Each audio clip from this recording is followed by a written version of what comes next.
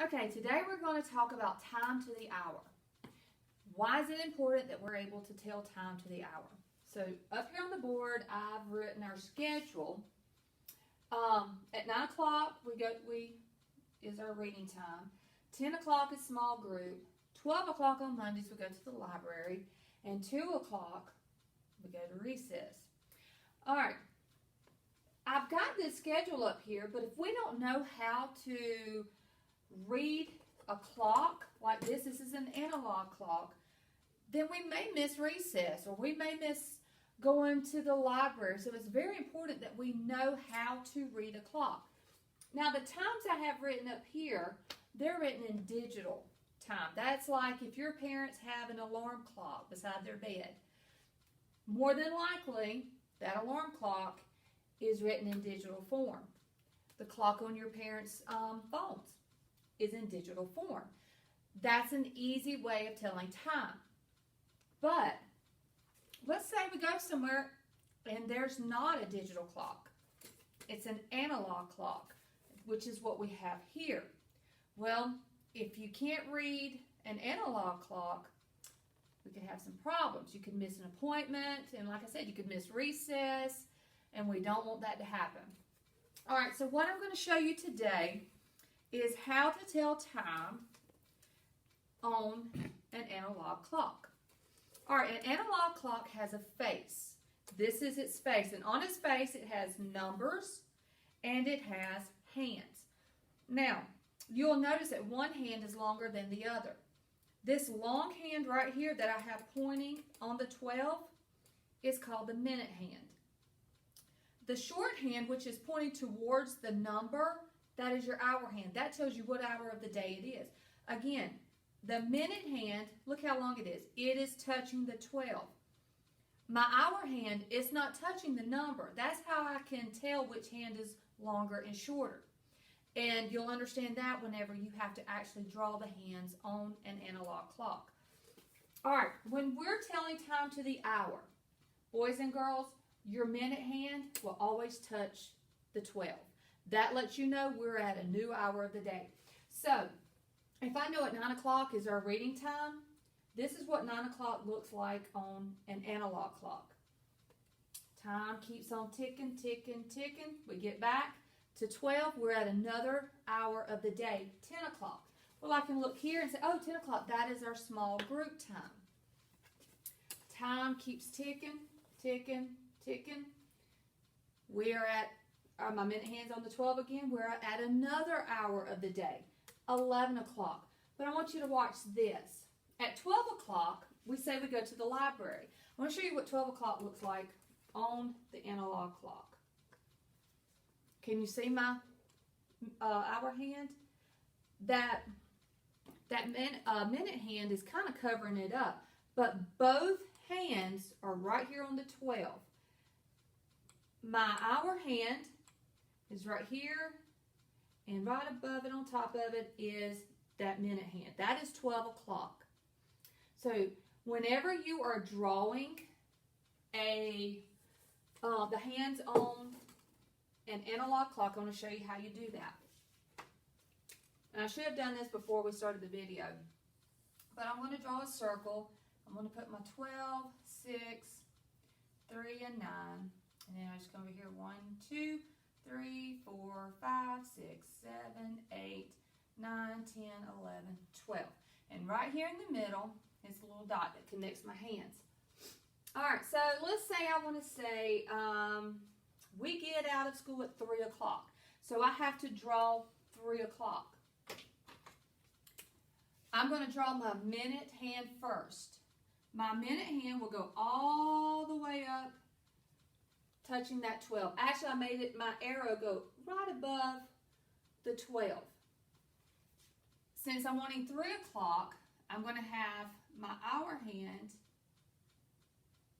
I stop it just shy of touching that 3. But as you can see, you can tell which hand is the short hand, which hand is the long hand. Again, the short hand is your hour hand. It tells you what hour of the day it is. And it's pointing right in the direction of whatever number it's supposed to. And the minute hand is pointing directly on top of the 12. Now, you're going to have some papers to do on this. Some of it you just have to write what the time is, and some of it you have to actually draw the hands. So what I'm going to do now is I'm going to show you what's in your packet for next week, March the 30th through April the 3rd. All right, I've given you morning work. Again, you all know what to do, and I've seen some of your work come in that your parents have scanned or took pictures of and sent to me, and you're doing an awesome job.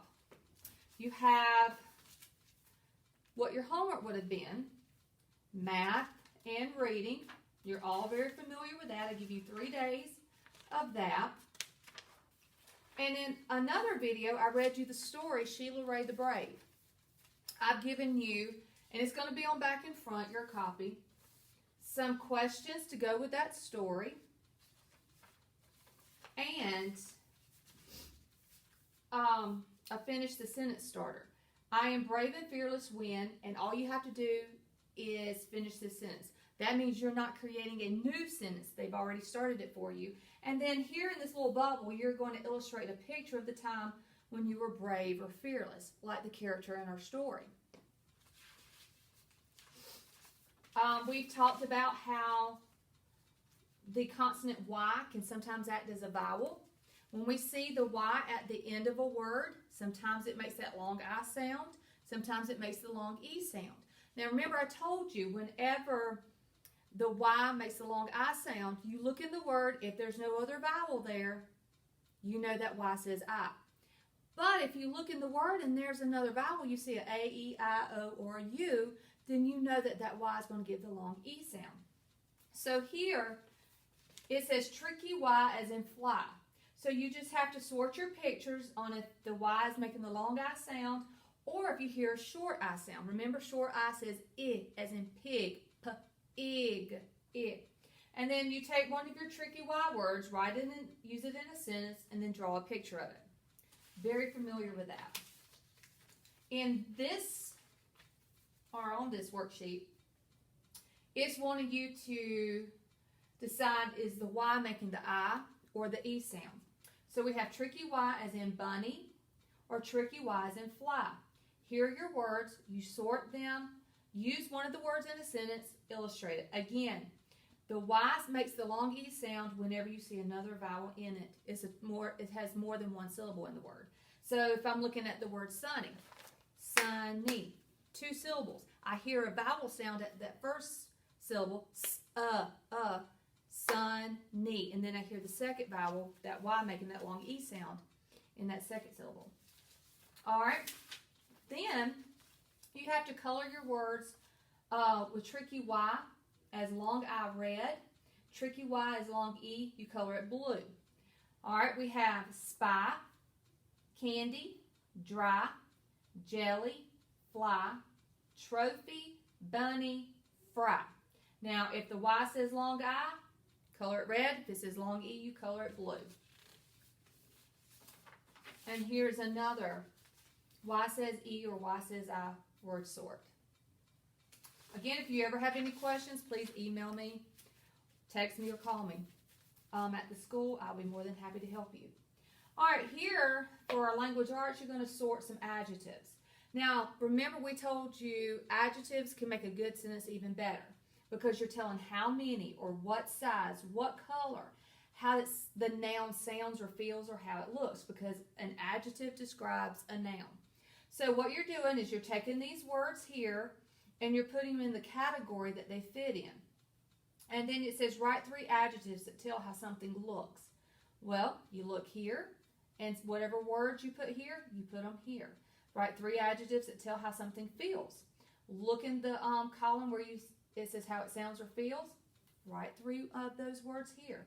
Write 3 adjectives that tell a color. So I'm looking at some color words. And then, for fun, you get to make a monster. And using adjectives, and if you need some examples, go back to this page and look. And you are going to create a monster.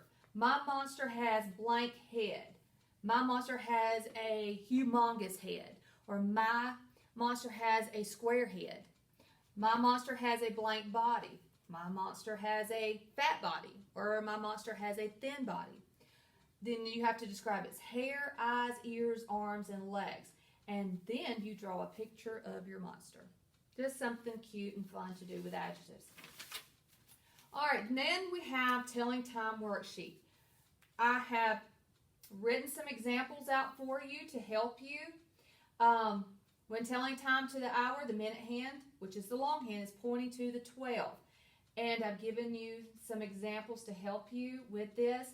Now, when you're telling time to the hour, remember, if you're writing it in digital, if we're at a new hour of the day, you have 00 minutes. So don't forget that.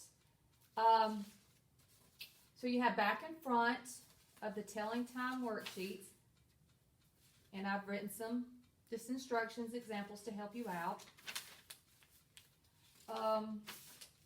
We need to keep practicing writing our numbers. So I've given you this 120 chart. You go from 1 to 120.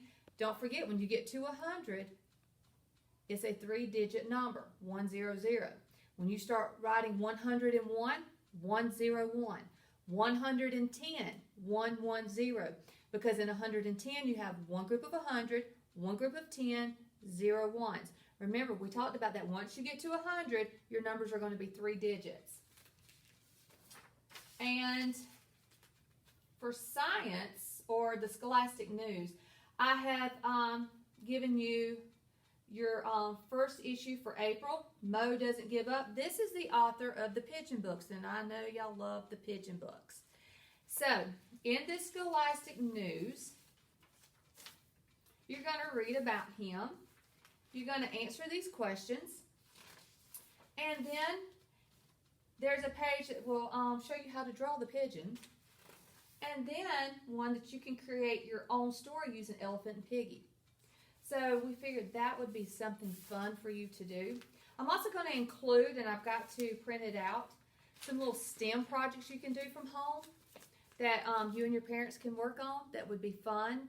And I think you would enjoy it. If you have any questions, please email me or have your parents text me or call me here at the school, and so that I can answer any questions you may have. I hope y'all have a great week and can't wait to see you. Bye.